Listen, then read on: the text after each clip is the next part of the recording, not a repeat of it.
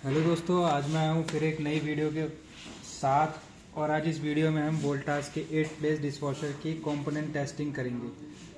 कौन कौन से कंपोनेंट इसके अंदर लगे हुए होते हैं और वो कैसे काम करते हैं। तो सबसे पहले मैं बात करूंगा इसकी। ये ओवरफ्लो स्विच होता है। किसी भी वजह से इस मशीन के अंदर अगर पानी लीक होता है, किसी भी वजह से इस मशीन के अंदर पानी लीक होता है तो क्या है, ये मशीन को कट करवा देता है, इसकी सप्लाई कट कर देता है। तो इसको चेक करने का तरीका क्या है, मल्टीमीटर को हम रेजिस्टेंस मोड पे लगाएंगे, बजर मोड पर लगाएंगे इसको हम, और इसको हम चेक करेंगे। अभी इस पे कोई बीप आ रही है, इस पे बीप आ रही है। अगर ये बीप आ रही है तो इसका मतलब ये ठीक है।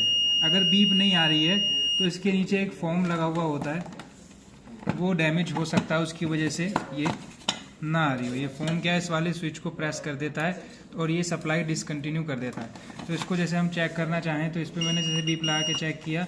अभी मैं इस स्विच को अगर दबा देता हूँ तो ये नहीं बजना चाहिए, तो ये नहीं बज रहा है। तो इसका मतलब क्या है, ये ठीक है। तो इसको हम इस तरीके से चेक कर सकते हैं। और अगर हम बात करें नेक्स्ट कंपोनेंट की, तो इसके अंदर एक ये इनलेट वॉल होता है। इनलेट वॉल को चेक करने के लिए हमें मल्टीमीटर को लगाना होगा किलो ओम्स की सेटिंग पे।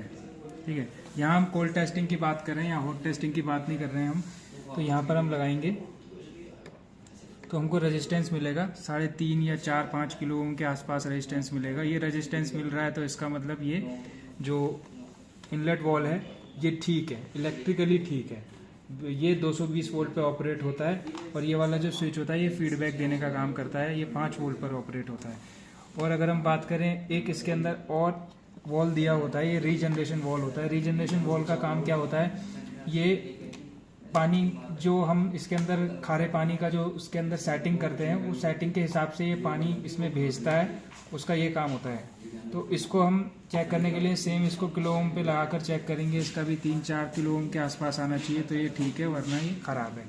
बाकी ये भी 220 वोल्ट पे ऑपरेट होता है। 220 वोल्टेज नहीं आ रहे होंगे इस पे तो भी खराब होगा। ये नहीं खराब होगा। 220 वोल्टेज आ रहे होंगे तो पीसीबी का इशू हो सकता है। अगर यहाँ पर 200 वोल्ट आ रहे हैं फिर भी नहीं चल रहा है तो फिर ये प्रॉब्लम है, इसके अंदर दिक्कत है। ये बात करते हैं, ये ड्रेन पंप है। ये मशीन के अंदर से प्रोग्राम कंप्लीट हो जाता है, पानी निकालने का काम करता है ये। तो इसको ये भी 220 वोल्ट पे ऑपरेट होता है। इसको चेक करने के लिए भी हम मल्टीमीटर को किलो ओम्स की सेटिंग पे लगाएंगे और ये आपको दिखाई दे रहा होगा, ये 223 के आसपास है, 223 ओम्स के आसपास है। ये ओम्स अगर मिलेंगे तो ठीक है, नहीं तो ये भी खराब है। और 220 वोल्ट पे ये भी ऑपरेट होता है। अगर हम बात करें इसकी मोटर की, तो ये मोटर आपकी जो मोटर है इसके अंदर ये कॉमन स्टार्टिंग रनिंग होते हैं। मैंने एक वीडियो डाल रखी है उसको चेक करने का, कैसे चेक करना है।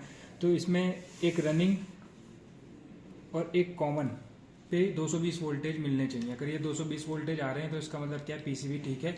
अगर ये मोटर ऑपरेट नहीं हो रही है तो ये मोटर ऑपरेट नहीं हो रही है तो ये मोटर को चेंज करना पड़ेगा। ऐसे ही अगर हम बात करें कैपेसिटर की, तो इसमें कैपेसिटर 3 यूएफ का कैपेसिटर लगा हुआ है, जैसा कि आप यहाँ पे देख पा रहे हैं। तो 5% का वेरिएशन, अगर 3 यूएफ में से -5% करें और +5% करें तो इसके आसपास इसकी रीडिंग आनी चाहिए। तो उसको चेक करने के लिए मल्टीमीटर को हम कैपेसिटेंस मोड पे लगाएंगे। इस पर हम कैपेसिटर को चेक करते हैं और इसको हम लगा के रखेंगे। थोड़ी देर हमको लगा के रखना होता है। अगर ये कुछ भी नहीं दिखा रहा है तो ये ख़राब है, और अगर ये नियरेस्ट इसकी वैल्यू दिखा रहा है तो ये ठीक है। अगर इस वक्त नहीं दिखा रहा है तो इसका मतलब ये ख़राब हो सकता है। लेकिन अभी ये रीड कर रहा है, जैसा कि आप देख रहे हैं। तो ये ओपन दिखा रहा है OL, तो ये ख़राब है। अगर इसमें कुछ भी नहीं दिखा रहा है तो ये ख़राब है, वरना इसके नियरेस्ट दिखाना चाहिए। तो उस कंडीशन में फिर आपको ये चेंज करने की ज़रूरत पड़ेगी। बात करते हैं हीटर। तो इसका जो हीटर होता है यहाँ पर होता है, इसको भी ये भी 220 वोल्ट पे ऑपरेट होता है। तो इसको चेक करने के लिए हमें मल्टीमीटर को फिर से ओम्स की सेटिंग या ओम्स बजर की सेटिंग पे लगाना होगा। तो इसको हम बजर की सेटिंग पे लगाते हैं, उसको हम यहाँ चेक करेंगे। तो जैसा कि आप देख रहे हैं, इसमें कुछ ना कुछ रेजिस्टेंस दिखाना चाहिए। अगर ये रेजिस्टेंस नहीं दिखा रहा है तो ये ख़राब होगा। अभी इसमें दिखा रहा है 36, तो इसका मतलब ये हीटर ठीक है। ये भी 220 वोल्ट पे ऑपरेट होता है।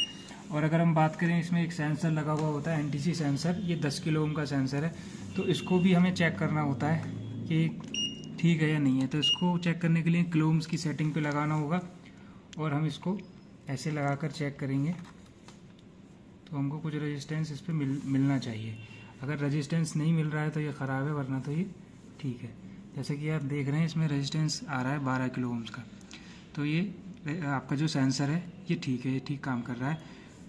इस तरीके से हम इसके जो कंपोनेंट हैं चेक कर सकते हैं। और एक और चीज़ है इसके अंदर, एक सेंसर होता है सॉल्ट सेंसर। बेसिकली उसका क्या काम होता है कि इस चैम्बर में सॉल्ट अगर ख़त्म हो गया तो वो पता लगाता है कि सॉल्ट है या नहीं है।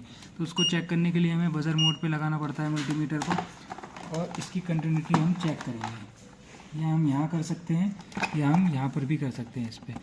अगर ये बीप की साउंड आ रही है बिना मैग्नेट लगाए, क्योंकि मैग्नेट के थ्रू ऑपरेट होता है ये, बिना मैग्नेट लगाए ये बीप की साउंड आ रही है तो ये ख़राब है। और जैसे ही मैं इस पर मैग्नेट लगाऊंगा तो इस पर बीप की साउंड आनी चाहिए। तो जैसे ये बीप की साउंड नहीं कर रहा है तो ये ख़राब है। अगर ये बीप की साउंड करेगा तो इसका मतलब ये ठीक है। एक बार आप लगा के चेक करना एक बार, और नहीं कर रहा है तो ये ख़राब है। अगर ये बीप की साउंड आती है मैग्नेट लगाने के बाद तो ये सही से काम कर रहा है, अदरवाइज़ ख़राब है। इतना ही था इस वीडियो में, मिलते हैं नेक्स्ट वीडियो में। धन्यवाद।